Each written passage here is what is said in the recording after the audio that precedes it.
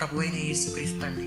అంటే మన జీవితాల్లో పరిశుద్ధాత్మ, మన జీవితాల్లో పరిశుద్ధాత్మ మనము రగిలించబడాలని చేయడానికి. ఎప్పుడు చెప్తుంటాం శరీరము, మనసు, ఆత్మ. కానీ అయితే మీ ఆత్మకి ఆహారం, శరీరానికి ఆహారం ఇస్తున్నాం కానీ ఆత్మకు ఆహారం వేయటం మర్చిపోతున్నామంటే, ఆత్మకు ఆహారం వేయడం మర్చిపోతుంది. క్షీణించిపోతుందండి ఆత్మ. దేవుని వాక్యం ఏమని రాయబడుతుందంటే, దేవుడు ఆత్మై ఉన్నాడు గనక ఆయన ఆత్మతోనూ సత్యముతోనూ ఆరాధించు. ఎలా అంటాడంట? ఆత్మతోనూ. He is a holy spirit, he is a living man.